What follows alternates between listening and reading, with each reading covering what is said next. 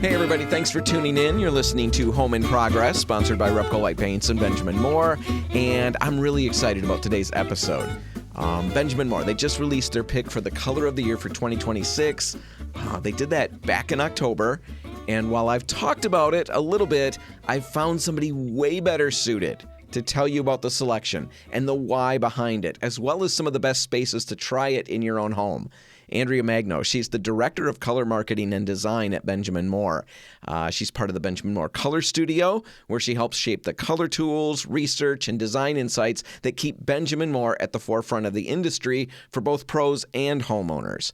She spent her time at Benjamin Moore deeply involved in pretty much all things related to color and design.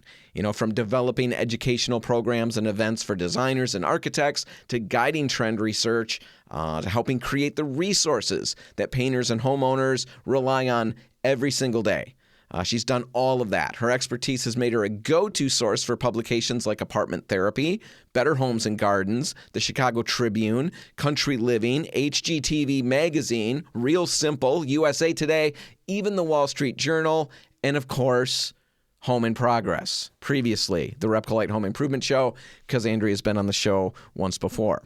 Her path to the world of design started at Christie's Auction House, working in the European furniture department, and then from there, she moved into high-end residential design at Ingrau Inc. in New York City, contributing to a number of luxury projects. She studied art history and English at Lafayette College, later earning a degree in interior design with high distinction from the New York School of Interior Design. She also holds an MBA from the University of Scranton, and on top of all of that, as I work through the bio and get you that information, on top of all of those things, Andrea heads up the Benjamin Moore team who decides the color of the year each year. Andrea, thanks for being here. Thank you for having me. All right, I want to get to color of the year and all of that. You know, I want to talk about what the color of the year is, you know, why you picked it, and all of those things. But before we do that, I think we got to just take a step back and just talk briefly about what you guys go through. You know, you and your team, what do you go through to arrive at a color of the year? You know, what does that process look like? Yeah, well, that is a very popular question that we get all the time. And one of the first things is that people don't necessarily realize how early we start the process. So we always launch mid-November or mid-October. And the process for choosing the color for the next year really starts like 3 to 4 weeks after that. So for instance, for 2027, right? We've already had a meeting. So it's usually mid-November that we begin. And what we do is have a series of workshops and meetings where everybody on the team is bringing different ideas, things that they've been seeing, anything and everything to the table. And I would say it's a very iterative process where it starts really broad. You know, sometimes we start thinking about the concept, sometimes it's more color driven. And really it kind of evolves from there to figure out, okay, you know, what are the big movements, trends that we're seeing? And then how does that relate to the colors that people are gravitating towards? And then I would say by late January, we are done putting the palette together. And, you know, a lot of times, even just in the color work, you know, we'll be working in our studio and we'll be falling in love with a particular group of colors. And we think, yep, that's it. We've got it. And then we'll come back the next day and say, what were we thinking? Yeah. And so, you know, it's really interesting where, you know, we're taking everybody's ideas and things and really weaving them all together. But then also thinking about, well, what do our customers want? What are the questions that they're asking? How can we really, you know, create something that's going to be inspiring, but is also going to be very applicable for what people want to live with, you know? And you're doing that, like you just said, you settle on that sometime in January for the next year.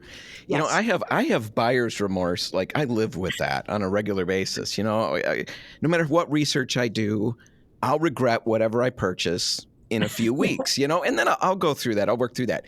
Do you guys ever have that? I mean, you've chosen in January. Do you ever hit August and think, oh man, I don't know. You know, no, we are very lucky we have not. And in a way, what often happens, you know, just thinking back on other years, we'll land on the palette. And then, you know, once we land on it, we'll start working on the photography. And, you know, there's a lot of work that goes into the production. But what we'll do is wind up seeing, you know, almost confirmation of what we've put together in all of these different areas. So it's actually kind of cool where, we'll say, oh, did you see that award show? And so many dresses were in that color, or so-and-so was wearing this color tuxedo, or there was a, exhibit that just opened at such and such museum, and, it tied into the concept. So, it's nice when we can have these little high five moments throughout the year. Yes. But I don't want to jinx us, though. I just can't imagine making all of those decisions, especially since so much of what, anything with a trend, with a color trend, with any trend, but it's based on, what's happening in the world.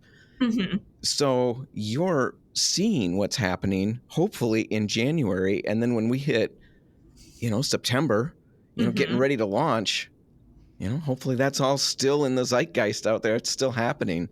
But you've seen that over and over. I mean, you guys must be good at what you do. We try. Yeah. Well, but we do try to think ahead, right? So, we'll say, okay, we know that, such and such, that we can figure out is going to be happening at this time. So, even just in what's happening, culturally or socially, how is that going to play into, the mood or, what we want to be just sort of like sensitive to as we're planning. So we try to, take a very high level view so we can avoid those kinds of, discussions in August. So in your meetings, you guys are just kind of throwing out, everything from maybe what might be coming up politically, like an election or something. I'm sure that plays in because that affects people. Yeah, all of that stuff is in those initial meetings. You're just kind of chucking ideas out. Let's keep this on our radar. This is coming. Yeah, exactly. Yeah. Anything and everything is fair game, so it's not as if we just limit it to interiors, right? Mm-hmm. I think one of the things that's really important is really taking that holistic view and thinking about, what are people wearing? What are people, seeing at retail? What's happening, macro trends, all of those different things. So we don't want to limit ourselves, but I think once we start to shape what the concept is, then it becomes a little bit, more refined, and that really helps to fine tune what are the colors that are going to really help us to articulate that message.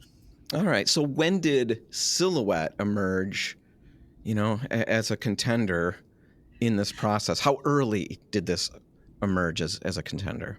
Well, what was interesting? We spent a lot of time talking about fashion and thinking about, all of the different details that go into the craft of, creating beautifully tailored garments and things like that. And, Mm-hmm. Even looking over, the course of time and taking a lot of inspiration from, the past and, great designers and whatnot. And then, and we always look at fashion, but I think this year in particular, it was something that really stood out for us because we saw more and more people gravitating towards these more buttoned up kind of looks and really wanting to look put together, but not uncomfortable, so it's almost kind of striking that balance. And, so we were having that conversation, but then in parallel, when we were looking at different colors, we were really kind of leaning towards those really rich, deep browns. And, as we were going through, we were like, oh, look at this color. The name is perfect. The color is perfect. And, that really kind of, it clicked. It really all kind of came together and, just created more of a cohesive story between the name. It's kind of like the moon and the stars all aligned for us. So what about brown? Like you said, you were looking at those rich browns right off the bat. Mm-hmm. For our listeners out there, how did that convey the ideas of what you were seeing in the world, even down to the fact that you talked about, these tailored clothes and stuff like that? How does that connect to brown? Help us with that. Yeah, I think one of the things that we've been seeing for a while is really the move towards these warmer colors. Even looking at our palettes from past years, it's really that, sort of the comforting notion that comes from having these warmer colors. And then with the browns, we've been seeing more interest in using, neutrals in interesting ways and, using a color that has this presence and this depth to it that, really kind of spoke to us. And then really looking at that in parallel with some of the, the research that we've been doing, and looking at, different images that we, take from going to the different shows and whatnot. And so, we were really seeing browns becoming this alternative to using black, using charcoal. Mm-hmm. And it has this kind of welcoming warmth to it. So, it's become really, a nice substitute for that, and something that... Do you think I'm sorry. No, go ahead. Do you think it's easier to work with this brown than a charcoal or a black? Or is it just right on par with all of those? I think it's a little bit more nuanced and maybe a little bit more interesting in its undertone. And that's something that we started to see in 2025, our color trends story there, where we were looking at this idea of colors that are more layered. They have a little bit more interest to them. And so that's where I think, taking, black or charcoal, that might be a little bit easier to work with. But then when you're getting into the browns, you can get some of this, interesting undertones to it. Maybe it has a little bit more red in it. Maybe it has a little bit more of an almost like violet kind of cast to it. And that just gives it another level that makes it that much more intriguing. When the color came out, all right? Mm-hmm. So you guys released the color. And I had some people who are engaged in it. They work in the business I work in. We work with paint, but they're not really so much on the design side of things. I kind of am stuck in both parts of that world. So I was all down with the conversation, but they said, so what is that new color of the year? What is the color of the year? I said, it's brown. Silhouette. And they said, brown. What are you talking about? It's so boring. Brown's boring. What do you say to people who associate that with like 70s interiors, or that it's boring? I mean, you just started to address it, the nuance of it, make the case. Well, it's so not boring. It's one of those where it's like, oh, it's brown. And I hear you, at first glance, it's kind of like, huh. But when you really kind of get into it, there are so many browns that are just so rich. They're just so beautiful. And it's almost kind of like opening people's eyes to how fabulous of a color that can be. And, once you get people there and you kind of give them some examples and you bring them along a little bit, it's kind of like, oh, that really is beautiful. And even looking at the way that colors have performed, like in 2025 with our trends palette, we had 2 browns in that palette that performed really well. And so, it's kind of like, okay, we're, bringing people along and getting them to, really embrace this color. And one of the things that's really interesting too is even looking at over time, people will sometimes associate colors, actually quite often they'll associate colors with a particular decade, or, when I was a little kid, my grandma had whatever. And it's kind of reframing that and thinking about, okay, yes, maybe in the 70s people had a lot of brown, but how is it being used today in a way that feels fresh? It feels new. It feels modern.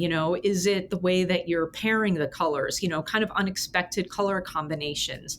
So, for some people, maybe it takes a little bit of coaxing, a little convincing, but people really, the response that we've had has been really quite positive, and people, really kind of understand sort of the depth and richness of this particular color. No, I agree. I think once people think about it, once they kind of work through that initial, they had the same reaction to Simply White, the people I'm working with anyway. Honestly, they have the same reaction to every color that comes out. This isn't on my walls in my living room. What is she talking about?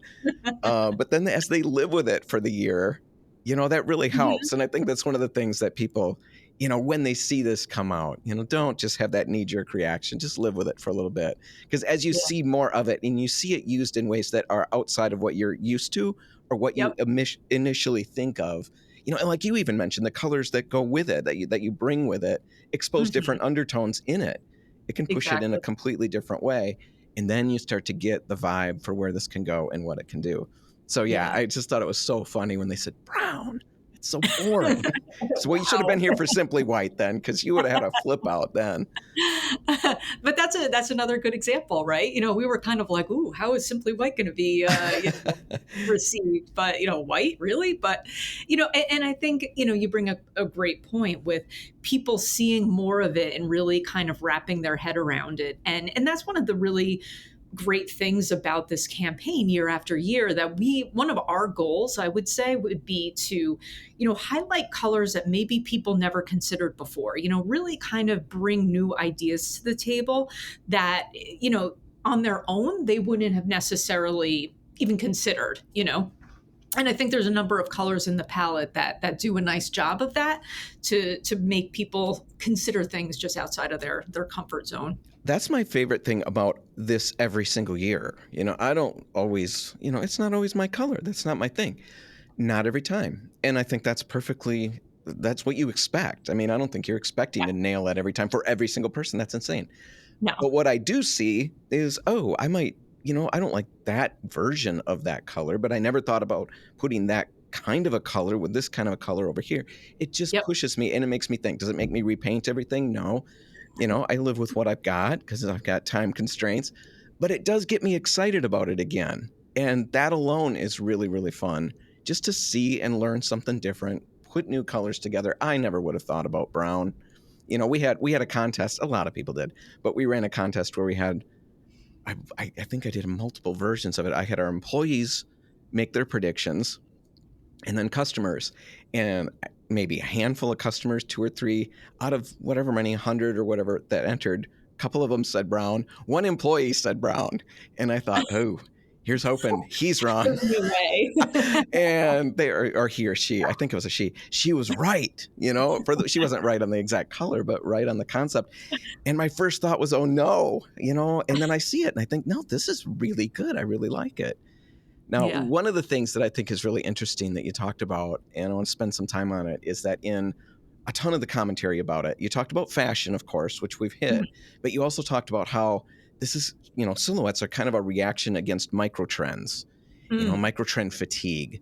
Yes. The idea that people are tired of chasing the next new look down. So talk about that a little bit. What are you seeing consumers and designers push back against, and how did that insight shape the selection for Silhouette?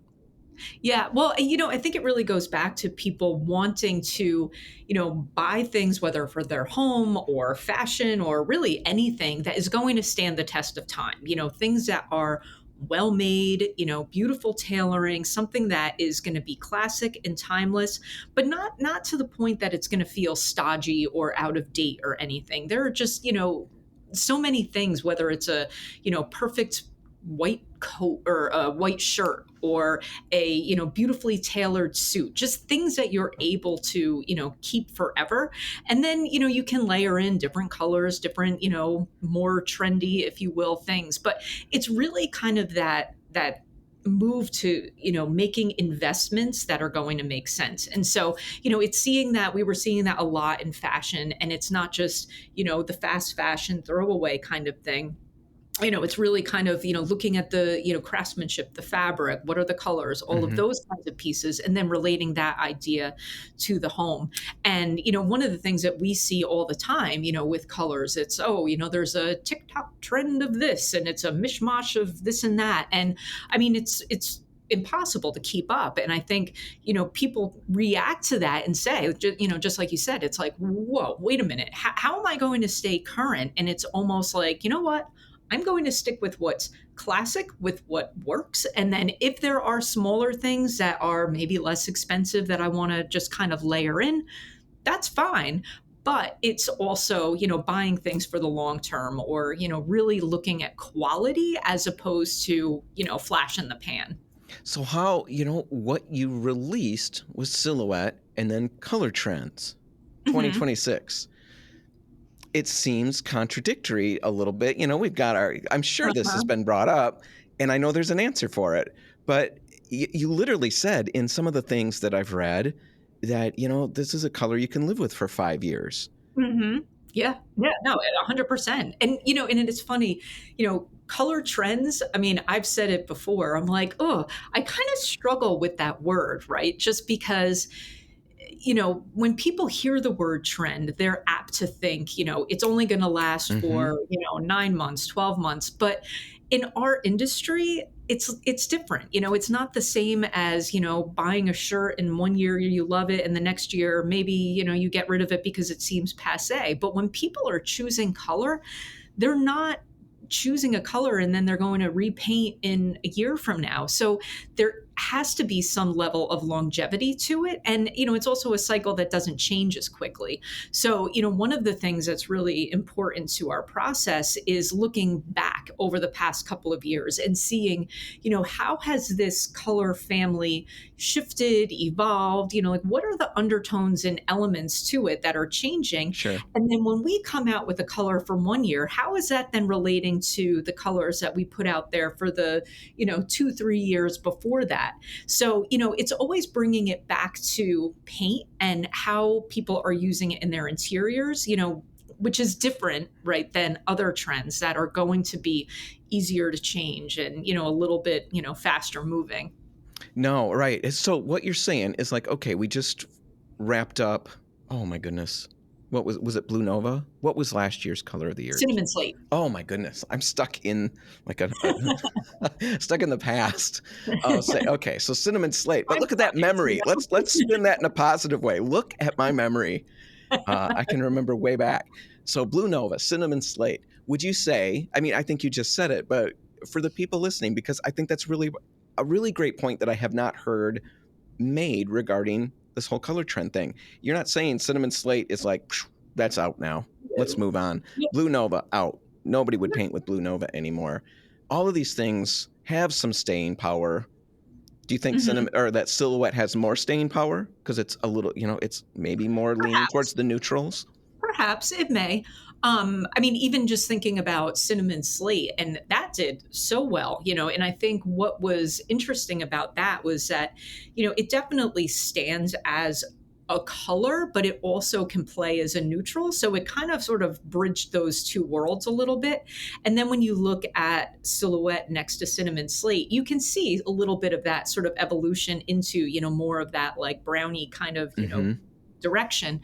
But then also thinking about how we have batik in the palette for this year. So that's almost kind of like the cousin to cinnamon slate and really kind of having this, smooth transition, and then some years it's not a smooth transition, right? Maybe, there's, whatever's happening in the world where it is a little bit more drastic. But I think what we're seeing right now is it becoming this more gradual sort of move from one year to the next. Yeah, because was it Raspberry Blush predated Blue Nova? That one was really bold. Everything in that palette. Yeah, that was an amazing memory. Everything in that color trends palette was, we described it here. We always talk about it like cinnamon slate's the star, and then there's a bunch of supporting actors and actresses and that's those other colors. With Raspberry Blush, it was like, you know what? Everybody's the star. Everybody wants to be the star. Yep. Everybody's vying for that attention. But Blue Nova, that palette was a little bit of a shift. This is definitely a more neutral, leaning more muted, I guess I should say. So talking about fashion, this is not really color of the year related, but it's something that I ran into that you were talking about in another interview somewhere. And you talked about if people are struggling, I think you were saying just to get their colors and their direction figured out, head to your closet and check that out. It's just such a great, it's really good advice. So talk about that just for a little bit. Yeah, I mean, a lot of times people don't know where to begin. They're kind of overwhelmed. They're not sure, what direction to take. And so for the customer who doesn't know where to get their inspiration from, think about what are the colors that you wear that you feel really great in. Like if you, have to do an interview or you have to speak in front of a group of people or, some kind of more high stakes sort of situation, are there colors that you gravitate towards? So, I know for me, I really like navy when I'm, doing things like that. So that's sort of my direction. And I love to bring that into my home, even as kind of an accent color and whatnot. So, I think it's just a very personal way to get people wrapping their head around, where they want to go color wise. It's so interesting because, we talk to so many people in the store that, I don't even know which direction to go. I don't know what I like, And that is a piece of advice that we send them home with. Go check out your closet because you do know what you like. You just don't Yeah. realize that you know. At least you're not thinking about it in terms of paint. You're thinking about it in Mhm. terms of fashion. You know what you like. But those same colors, I mean, it's the same thing. If you feel comfortable wearing, you said navy, having that on your wall or in a space in your home, it's going to feel comfortable, like very naturally. Yeah, yeah. Or even more broadly, not even down to a color family, even if it's, you gravitate towards cooler colors or warmer colors, even just that as a starting Gets you point. moving at least in a direction. No, Exactly. I think that's really good. Now we talked Yeah. about some of these other, supporting colors that go. Name a couple of them that are maybe your personal favorites, and then why. Why those really jump out at you. So, I really enjoy choosing the palette, the supporting actors, and we actually kind of, refer to it sometimes that way. And I find that sometimes colors that are the supporting actors that make up the palette, they can be, really great crowd pleasers that people really kind of spot, and those perform particularly well. And I think we have a nice balance. We always aim to have a nice balance where we have a good number of light colors, darker colors that are going to combine nicely together. Narragansett green we have, which is a very timeless classic color. That's just totally stands the test of time. Batik is another one that I've really kind of never really paid much attention to that color, but I think that using it and seeing it, it's really, really kind of grown on me. So that's kind Describe of, that color for our listeners, because you don't want me to. I'm gonna it's mess it actually up. kind of like the color of my shirt here. This is my batik shirt. It's got like a pink warmer undertones, right? It's kind of Rosy. like a nice blend of it's got a kind of pinky hue, but a little bit of violet, muted, Yeah. definitely on the lighter side, and it's really quite flexible as far as how you want to use it in combination. We included Swiss coffee, which that's one that is super popular, one of our best sellers, and we really felt like what, let's put that particular color in the spotlight this year, just because it's just such a perfect neutral white. It's Mm-hmm. not too cool, it's not too creamy. It doesn't come across as austere. It's great for millwork. Love that one. Rain Dance Yeah. is another, really, really nice one. That was one that I felt like, yeah, that's a color that I think people are going to really, gravitate towards. Well, I So, think you're dead on with that, because we ran a second contest after you guys released the color of the year. Then we ran another one where we wanted everybody to say what color moves them to paint whatever. What color uh-huh. really jumps out at you. And Rain Dance walked away with it. I mean, Yeah, the I'm not hundreds surprised. of comments we got, that was the one that really led the way. Yeah, yeah. No, that's a really good one. It's you can use it in any room. It's calming. It's got that kind of tranquil feel to it. So definitely a good one. And then really kind of almost the other end of the spectrum, I suppose, with Southwest Pottery. That one is I was seeing a lot of that color, I have to say, last year at Maison et Objet in January, and Mm-hmm. it definitely has some energy to it, but something that not it's not going to be for everybody, but it's a really, really good kind of almost more red version of a terracotta that we really liked. Do you see people using these colors together? Do you see them? You see all of that, right? Using them in combination, because I think like Silhouette Yeah. is great with Swiss coffee. I mean, Swiss coffee is Oh yeah. the millwork and the trim and all of that. That's great. But yeah, Yeah. these things, they can stand on their own. I mean, Hmm. there's no real. Sometimes people see a color palette and assume I'm supposed to pick 2 or 3 colors from this. That's not really what this Color Trends booklet is No, all about. no, I think it's, there are a lot of different pairings that you can make, but that's not, the main agenda. It's really, like I said before, it's, just exposing people to these colors that maybe they never really noticed in the fan deck, and, just kind of highlighting them and saying, this is a really great color to try. Mm-hmm. Maybe even if that color is not the right one for them, it'll kind of move them into a particular direction. That's where I think that's so valuable. It's just it just like you talked about, looking in your closet and seeing, okay, I like warmer, cooler colors or whatever. Yeah. Just seeing I like this kind of a tone. That this kind of Mhm. gets me thinking. now I can explore the thousands or hundreds of other versions of that I could find that maybe will work with me. So Yep. silhouette, can you think of, or I mean, what would you think are some maybe unexpected ways that you'd encourage people to try it? Where do you see this being used, and maybe an unexpected place that would be great in? I think it could be really great in a dining room, a little bit different. I think it could be really pretty, even if you were to use, even that color just on the ceiling. Maybe you don't do it everywhere.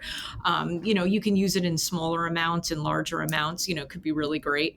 A lot of times people are afraid of using darker colors in small spaces. Mm-hmm. That's something that we hear about all the time. And a lot of times when we highlight these darker colors, we'll have people whose first reaction is, oh, I don't have a room that's big enough to handle this particular color. But what's funny is sometimes smaller rooms in a darker color are just so fabulous, so, a study, an entry, small powder room, even, so many different things that you can do with it. So, Oh, that's really interesting. You mentioned ceilings. Have you done a darker color like this on a ceiling? Have you done much of any color on a ceiling yeah, in your yeah. own No, home? we've definitely, I mean, there's obviously the whole color drenching thing, really kind of doing the whole all over piece. But then, there's also, we're seeing more using a darker color on the ceiling and then lighter colors on the wall. So it's almost kind of like a reverse ombre sort of Mm-hmm. situation, which is really cool. Or even using a darker color on the ceiling and then doing almost like a picture rail, so bringing the Sure. color down a little Yep. bit. And what's great about that is it's going to soften the hard edges between the ceiling and the walls. So it's a little bit obscured and can Yeah. actually make the ceiling feel higher. But we do like to experiment, when the architecture calls for it, to use something, on the ceiling, and helping people. It doesn't have to be a dark color or anything crazy, but, thinking about using a color other than just, straight out of the can white, really thinking, okay, well, wait a minute, what is the right color that's going to complement what I have on the walls, what I have on the trim? And it just makes everything feel a little bit more considered, pulled together. And, it's the details that really make Oh, it. yeah. It's the details. I'm laughing because I had a ceiling just this past summer. I talked about it on the show. I don't know that I've ever conveyed to the people listening how horrible this experience was, but I had to paint my ceiling, and I had some peeling problems around the room, and I didn't realize there was also going to be peeling on the ceiling. No idea. This is a Oh, house I geez. bought a while back, and we just never did any of the painting in this space. So I fixed the peeling problem on the walls and took care of that. And I got all of that ready and primed. And I thought, I'm going to paint the ceiling first. And I was so focused on getting this ceiling painted. I hadn't done a lot of ceilings in my past. So I was trying, I knew what to do, but I hadn't done Mhm. a ton of them. And I was just over focused on, what day do I have to do this? I better get my stuff. I didn't think about color other than white. So I just painted white out of a can. Well, first off, I get that going, and it looked fine because what was on the ceiling was dingy, and I had no idea how dingy until I started painting it. Oh my goodness, we can't stop now because this is horrible. But Like, ooh. anyway, it starts peeling off of my ceiling. It's falling onto my face. The ceiling is up. It was Oh, no. horrible, horrible. So I'm scraping it wet. I'm doing everything probably wrong, but I had a horrible mess, and I Oh, got it wow. up, and so it wasn't peeling anymore. And that's when I realized the color was way too, I didn't give my thought to the color, because what I Mhm. put on my walls made that color look, it almost looks plasticky. It's too Mm. fake of a white. I should Yeah. have toned that white down. I should have thought about that color. I should have given it that, but I don't dare paint it again because I'm sure the peeling problem's going to continue. I just managed to get it to stick. I will never touch that ceiling again. But what a bummer. Yeah. And, I guess my big lesson from that is to be intentional about everything. Take Yeah. your time before you get started. You don't know what you're going to run into. Hopefully, nobody runs into that. But still, you don't want to get it all done and realize, wow, that stark white is that white out of a can. That's Mhm. not the way to go. And I don't think most of us think about tinting the ceiling paint. Yeah, yeah. No, no, it's true. I don't think so, and I think that, it makes a big difference. It's worth taking the time. Yeah. So a couple of the biggest mistakes you see people make when they're choosing or adopting a color of the year or a trends palette. Do you see any mistakes, or what would you advise people to, hey, think about it this way? I mean, I don't think it's not necessarily specific to trends. I think just in general, when people are choosing a color and they're not looking at it actually in their home, in the space to be painted, I think that that can definitely, be problematic, particularly with the neutrals. I think a lot of times people will think, oh, I'm going to use Balboa Mist and it's going to be great. And, it's a no brainer. But the reality is that the neutrals are apt to have those kind of funny undertones that are going to react with the light. I remember years ago when I was painting in my home, I really wanted to use Balboa Mist. That's why I called that out, just because it's such a beautiful color. Mm-hmm. Everywhere I see the chips, it's a great color. I put a sample on the wall in my house, and it was almost, because of the direction of the light, it was almost pulling out this funny violet sort of undertone. And I was like, all right, this is exactly what I don't want. But here I work with color day in, day out. And, it just goes to show that you have to test it in the space where it's going to be painted. Gotta look at it there. We did the same thing with a neutral. It's exactly what you said. It's a neutral. How can I go wrong with a neutral? And I brought it home, started, and whatever I had, whether the carpet, which I thought was neutral too, but it had, when I saw it against this neutral, I saw green in this neutral. How is there green in that? And it made my walls look pink. And how is this possible? I assumed we tinted the thing wrong. And then it turned out I just needed a color that worked better with my carpet and everything. The green went away from my carpet. All of these undertones could be shifted in other directions, but do not assume just because you think it's a neutral, there's not a lot of color hiding in it. Yeah. No, the lighting that's going to be in the store is definitely going to be different. So, take the time. Silhouette seems so flexible as we get to the end of this. If you put it with, certain materials and textures, I think you could have something really elegant, really rustic, something even modern. I mean, Is that one of the big draws that you guys saw? Was that something in your minds as you were thinking this through? Yeah, no, 100%, because we're thinking about, we have so many different types of styles that people are coming to us asking questions about, so we want to be really kind of, cognizant of, people, maybe they live in Colorado and they, have a little bit more of a, cabin kind of vibe, as opposed to somebody who's in Connecticut who's going to have something that maybe is a little bit more traditional. And, I think being able to give examples of how a color can really work perfectly in a lot of different scenarios and different styles is, I think that just speaks to how much more you can do with the color and why it's such a good color. No, I think it's great. Last thing I've got for you, if you could sum up Silhouette in one sentence, what feeling or atmosphere are you hoping it brings to homes? I think it's bringing a grounded and elevated and elegant look with the richness of the color and, really leaning into just the beauty of using a deeper color in a room, and really creating this, buttoned up kind of look that really makes a room feel considered and thoughtful and pulled together for beautiful result. Just the opposite of the ceiling that I brought to my living room, that plastic white. Anyway, Andrea Magno from Benjamin Moore, thanks so much for talking with us today. Thank you. And that's going to do it for this episode of Home in Progress. If you enjoyed it, be sure to subscribe to the show. This was episode 436, so there's a lot of other stuff out there. We didn't just start numbering these at 400. We actually started at 1, so there's a whole bunch of them out there. And the further back you go, the worse it gets. Just be aware. Be aware. You've been warned. Anyway, a lot of stuff to check out. So subscribe to the show. You can explore it that way. Also, if you would be so inclined, if you did enjoy the show, please leave us a review and consider sharing the show with your friends. It really helps spread the word and get more people listening. All right. Have a great week, everybody, and I'll see you next time. For Home in Progress, I'm Dan Hansen. Thanks for listening.